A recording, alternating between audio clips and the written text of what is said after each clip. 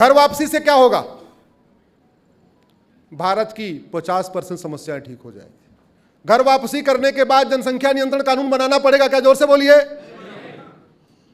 घर वापसी के बाद धर्मांतरण नियंत्रण कानून बनाना पड़ेगा क्या?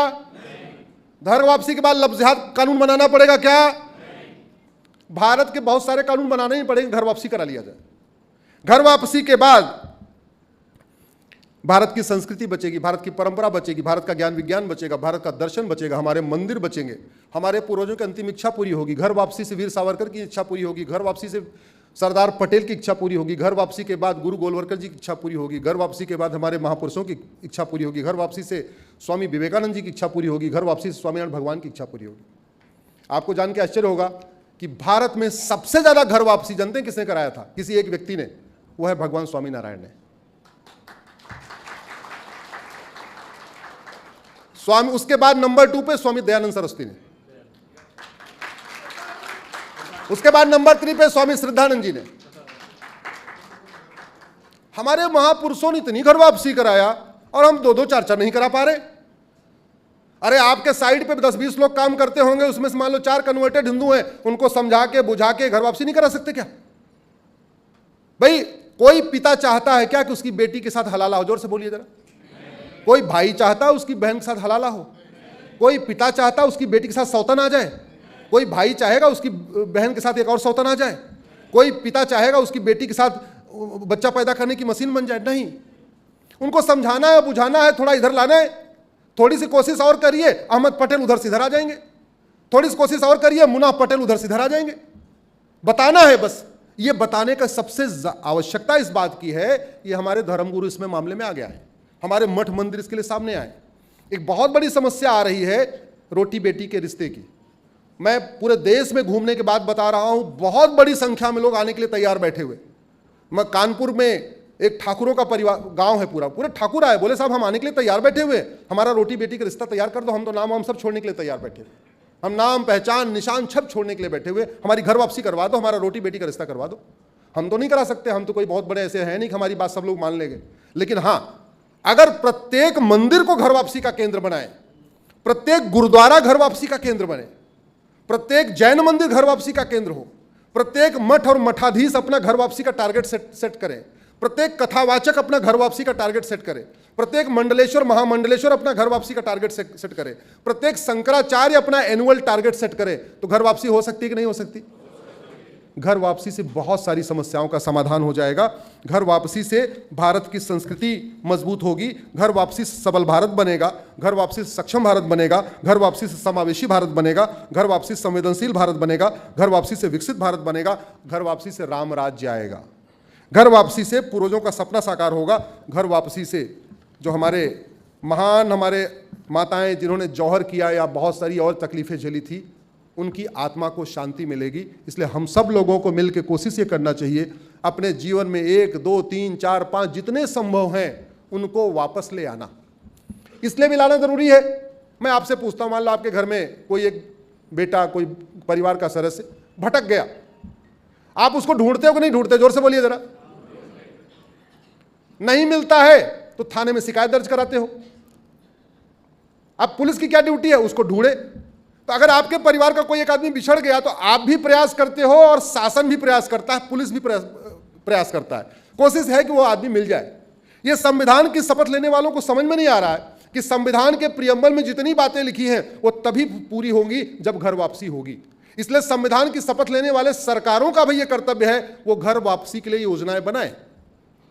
घर वापसी से संविधान मजबूत होगा, घर वापसी से लोकतंत्र मजबूत होगा, घर वापसी से लिबर्टी ऑफ थॉट होगा, घर वापसी से लिबर्टी ऑफ बिलीफ होगा, घर वापसी से लिबर्टी ऑफ फेथ होगा, घर वापसी से लिबर्टी ऑफ वर्शिप होगी, घर वापसी से आपको सोचने की आज़ादी मिलेगी, घर वापसी से आपको लिखने की आज़ादी मिलेगी, घर वापसी के बाद आपको अपनी भोजन की स्वतंत्रता होगी, घर वापसी के बाद आपको वस्त्र की स्वतंत्रता होगी, घर वापसी के बाद आपको अपने रहन सहन की स्वतंत्रता होगी। आप त्यौहार मनाओ न मनाओ ऐसा कोई दिक्कत नहीं आएगी क्या?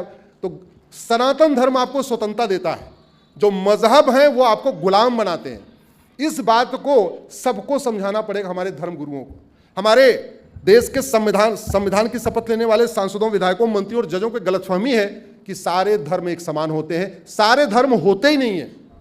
धर्म तो एक है, बाकी सारे क्या हैं? मजहब। और एक झूठ सिखाया जाता है, मजहब नहीं सिखाता। सबसे बड़ा फ्रॉड, सबसे बड़ा झूठ। पूरी दुनिया में लोग लड़ किस लिए रहे हैं? मजहब के लिए लड़ रहे हैं। सनातन धर्म किसी को लड़ा रहा है क्या? नहीं। एक और झूठ, वेद पुराण बाइबल कुरान एक समान है। न वेद पुराण पढ़ा न बाइबल कुरान पढ़ा कुछ भी नहीं, करें सारे एक समान है। एक और झूठ, मदरसा गुरुकुल एक समान है। न गुरुकुल में पढ़े न मदरसे में पढ़े, बिना पढ़े कह दिए गुरुकुल मदरसा एक समान है। मेरी एक PIL चल रही है, जो यंग जनरेशन है उसको गूगल कर सकती है, धर्म रिलीजन अश्विनी उपाध्याय, गूगल करना आप। उसमें मैंने धर्म और रिलीजन के 25 अंतर बताए हैं, और मोटा मोटा मतलब आम भाषा में एक अंतर, जो मेन अंतर वो बता देता हूं। धर्म जोड़ता है और मजहब तोड़ता है। जोर से बोलिए, धर्म जोड़ता है और मजहब।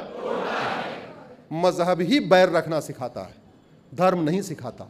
धर्म कहता है धर्म की अधर्म का प्राणियों में विश्व का, यह धर्म सिखाता है। मजहब कहता है पूरे दुनिया की जय नहीं हो, केवल हमारे मजहब वालों की जय हो। मजहब कहता है जो हमारे मजहब को नहीं मानता उसका नाश हो। मजहब सिखाता है हमारे मजहब वालों में आपस में भावना हो, भाईचारा हो, ब्रदरहुड हो, और हमारे मजहब का कल्याण हो। जबकि सनातन धर्म कहता है सबका कल्याण हो।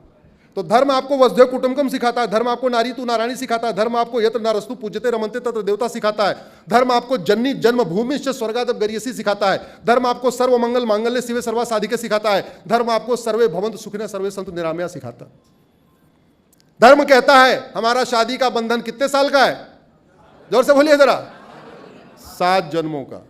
अब बहुत सारे लोगों का 650 साल बचा हुआ दिख रहा है हमको इसमें। कुछ लोगों का 640 साल बचा है, कुछ लोगों को 660 साल बचा हुआ है। ऐसे ही लोग, सब लोग पहले मान के चलते हैं ये वाला पहला है, बाकी 650 साल बाद में होगा। और दूसरी तरफ मैरिज क्या है? कॉन्ट्रैक्ट। अच्छा, हमारे देश में बाकी कॉन्ट्रैक्ट भी लंबे होते। जैसे ये मकान आपको मिला है तो 99 साल की लीज पे मिला होगा, तो कॉन्ट्रैक्ट भी कितने साल का है? 99 ईयर, यानी एक जन्म का साथ तो है ही है। यहां कॉन्ट्रैक्ट है वो कोई उसमें टाइम नहीं है, वो 2 दिन का हो सकता है, 3 दिन का हो सकता है, 5 दिन का हो सकता है। 3 दिन पहले ही आपके गुजरात से, आपके भावनगर से एक लड़की करिश्मा आई, आगा खानी है वो। बोले साहब हम तो हिंदू हैं। हमने कहा हिंदू? हाँ। बोले हिंदू है, लेकिन हमारे पति ने हमको तलाक दे दिया। लो जी, ये भी शुरू हो गया। एक कलबुर्गी कर्नाटक से doctor Saeeda Amreen, MBBS MS gynaecologist, husband MBBS MD physician, ससुर भी डॉक्टर, सास भी डॉक्टर, घर में नर्सिंग होम। पति को पसंद नहीं आया, बोला जाओ तुम्हें आजाद किया, जाओ तुम्हें आजाद किया, जाओ तुम्हें आजाद किया। वो बेचारी सईदा अमरीन गई काजी के पास, बोले हमको 3 बार बोला आजाद किया, आजाद किया, आजाद किया, इसका मतलब क्या है? बोले तू आजाद हो गई, जा। जिस देश में नारी के सम्मान के लिए महाभारत हो गया, जिस देश में 7 जन्मों का साथ कहा जाता है, जिस देश में जननी जन्मभूमिश्च स्वर्गादप गरियसी कहा जाता है, जिस देश में नारी तू नारायणी कहा जाता है, जिस देश में यत्र नारस्तु पूज्यते रमन्ते तत्र देवता कहा जाता है, वहां बात बात पे SMS पे छुट्टी, व्हाट्सएप पे छुट्टी, ईमेल लिख के छुट्टी। एक बेनजीर हिना है, जर्नलिस्ट है, रिपब्लिक में काम करती है, उसका हस्बैंड एडवोकेट है, उसको एक स्पीड पोस्ट भेजा और साइन खुद नहीं किया, उसके वकील ने साइन किया, जाओ तुम्हें तलाक हसन दे दिया। 30 दिन के बाद एक और चिट्ठी भेजी, जाओ तुम्हें तलाक हसन दिया। कुल कितने खर्च हो गए? 60 रुपए।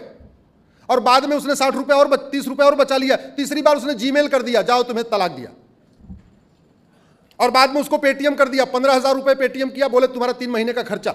दिल्ली NCR में जहां 5,000 रुपए के कमरा नहीं मिलता, उसमें टोटल 3,000 रुपए में कितना खर्चा दिया? 15,000। और छोटा बच्चा अली 8 महीने का, बोले इसका 3 महीने का 3,000 रुपए दूध पीने का खर्चा, लो 18,000 रुपए में तलाक हसन हो गया। वो केस सुप्रीम कोर्ट में मैं लड़ रहा हूं। इस देश में अगर हम बताएं कि सनातन धर्म में घर वापसी करने के बाद कितने फायदे हैं, तो लोग आएंगे कि नहीं आएंगे? जोर से बोलिए जरा। आएंगे। हम बता ही नहीं रहे, हमारे पास है बताने के लिए सब कुछ, फिर भी नहीं बता रहे। उनके पास कुछ भी बताने के लिए नहीं है, फिर भी बता रहे। नासा वाले कब से विमान उड़ा उड़ा के ढूंढ रहे हैं, आज तक 72 तो छोड़ो 7 भी नहीं मिली। नासा वाले ढूंढ के लौट आए, एक भी नहीं। कह रहे थे 130 फीट की 72 है, वहां 7 फीट की एक भी नहीं मिली। ऐसे झूठ परोस परोस के लोग बरगला के सबको कह रहे हैं जी दूध की नदी है, आज तक वहां दूध मिला ही नहीं, नदी कहां मिली, एक लीटर दूध नहीं मिला। कह रहे वहां फूलों का गद्दा है, फूल है ही नहीं वहां पे। कह रहे वहां केसरी शराब है, केसर है ही नहीं वहां पे। कह रहे जी 72 है 130 फीट की, एक भी नहीं मिली 7 फीट की।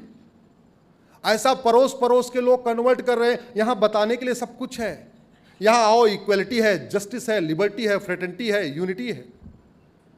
यहां आओ 7 जन्मों का साथ है। हम बता रहे हैं क्या? नहीं बता रहे हैं। तो इस घर वापसी का जो है काम है, इसको कहीं ना कहीं हमें पूर्वजों, हमारे मठ मंदिरों को लेना होगा। और एक बात और मैं आपको सोचूं, हम लोग कितने भटके हुए लोग हैं। अभी हम लोग गुरु तेग बहादुर जी का 350वां बलिदान दिवस मना रहे हैं ना। गुरु तेग बहादुर जी का बलिदान किस लिए हुआ था? जोर से बोलिए जरा। धर्मांतरण रोकने के लिए। गुरु तेग बहादुर जी का जो शीश काटा गया था, केवल 2 कारणों से काटा गया था। वो धर्मांतरण रोक रहे थे, घर वापसी करा रहे थे। गुरु तेग बहादुर जी के पूरे सम्मान में पूरे देश में सेमिनार हो रहा है, डाक टिकट जारी हो रहा है, शबद कीर्तन हो रहे हैं, उनकी मूर्तियों पे माला चढ़ाया जा रहा है, प्रभात फेरी निकल रही है, रक्तदान शिविर हो रहा है, लंगर चल रहे हैं। ये जितने काम हो रहे हैं, जितने कार्यक्रम हो रहे हैं गुरु तेग बहादुर जी के सम्मान में, इसमें से उसमें उनकी कोई अंतिम इच्छा हो रही है क्या? पूरी हो रही है क्या? जोर से बोलिए जरा। लायक बेटों का काम क्या है कि जो हमारे जो पूर्वजों की इच्छा थी उसको पूरा करना। जो संतान अपने पूर्वजों की इच्छा को पूरी करे उसको कहते हैं लायक, और जो पूरी इच्छा ना करे उसको क्या कहते हैं? जोर से बोलिए, नालायक। हम उनकी इच्छा पूरी कर रहे हैं क्या? इतने कार्यक्रम हो रहे हैं, प्रेस कॉन्फ्रेंस हो रही है, सेमिनार हो रहा है। गुरु तेग बहादुर जी ने जो धर्मांतरण के लिए बलिदान किया, वो धर्मांतरण कैसे रुकेगा, इस पर कहीं चर्चा ही नहीं हो रही है। गुरु तेग बहादुर जी घर वापसी करा रहे थे, और आज की डेट में गुरुद्वारों में घर वापसी हो रही है क्या? नहीं। तो अगर वास्तव में हम अपने गुरु तेग बहादुर जी का सम्मान करते हैं, गुरु गोविंद सिंह जी का सम्मान करते हैं, अपने भगवान का सम्मान करते हैं, अपने पूर्वजों का सम्मान करते हैं, हमें सारे मठ मंदिरों को सबसे पहले घर वापसी केंद्र बनाना चाहिए। हमें अपने सारे गुरुद्वारों को घर वापसी केंद्र बनाना चाहिए। हमें अपनी क्षमता के अनुसार जो कुछ जैसे कर सकते हैं हमें घर वापसी कराना चाहिए। इससे देश भी मजबूत होगा, समाज भी मजबूत होगा, सनातन धर्म भी मजबूत होगा, और भारत की बहुत सारी समस्याओं का समाधान हो जाएगा। धर्मांतरण कैसे रुकेगा? अब लोग सोच रहे हैं कि इसको कैसे रोका जाए, तो मैं आपको बता रहा हूं। मैं 90% धर्मांतरण 1 साल के अंदर रोकने की गारंटी लेता हूं।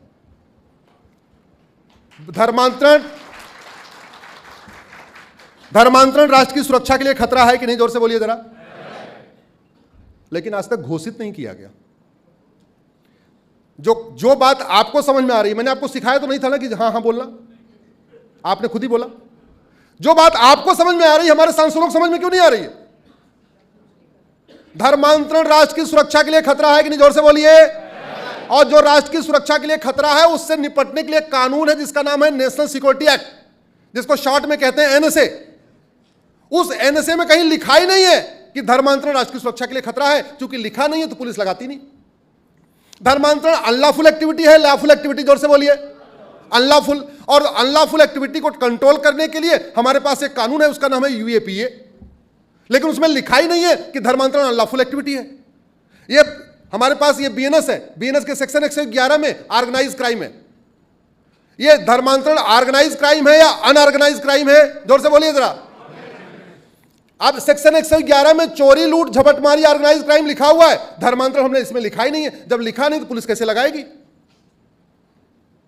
धर्मांतरण से बड़ा आतंकवाद कुछ है ही नहीं है।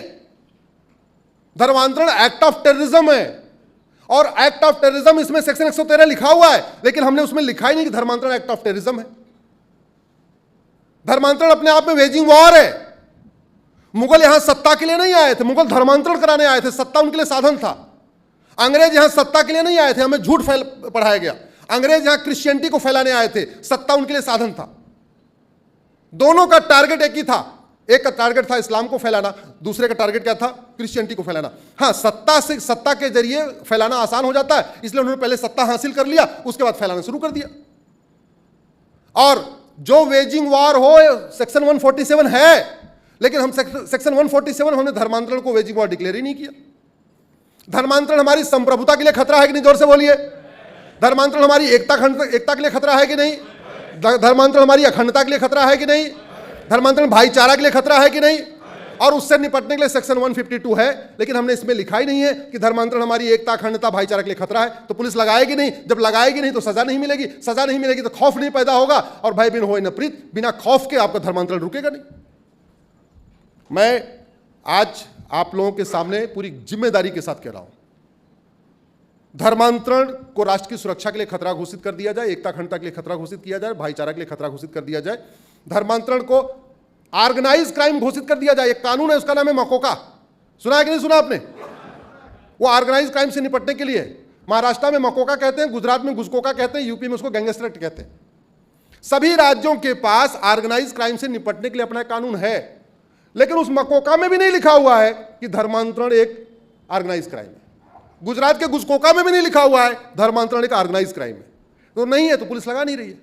जिस दिन भारत में धर्मांतरण कराने वाले मिशनरी और जिहादियों की 100% प्रॉपर्टी जब्त करने, इनकी नागरिकता खत्म करने और साल भर के अंदर इनको आजीवन कारावास, फांसी देने के लिए कानून बन जाएगा, मैं गारंटी के साथ कहता हूं 90% धर्मांतरण अपने आप रुक जाएगा। भाई देश तभी मजबूत होगा जब आज के बाद से धर्मांतरण रुक जाए और आज के पहले जो कन्वर्ट हो चुके हैं वो घर वापसी कर ले। दोनों साथ साथ करना पड़ेगा। ऐसा नहीं हो सकता कि धर्मांतरण भी चलता रहे, घर वापसी भी चलती रहे। पता चला 100 लोग कन्वर्ट हो गए, 2 लोगों की घर वापसी करा के हम ढोल नगाड़ा बजा रहे हैं, बड़े खुश हो रहे, चलो हमने 2 की करा लिया, 2 की करा लिया। ऐसे काम नहीं चलेगा। जहां साल में 40 लाख लोग कन्वर्ट हो रहे हैं, उसमें से अगर हमने 4000 की घर वापसी करा लिया तो ऊंट के मुंह में जी रहा है ये। तो आपको पहले कानून बनाना पड़ेगा कि धर्मांतरण आज के बाद बंद हो जाए, फिर घर वापसी के लिए योजनाएं लानी पड़ेगी, तब जाके देश मजबूत होगा, देश सुरक्षित होगा। इति श्री द्वितीय अध्याय समाप्त। भारत माता की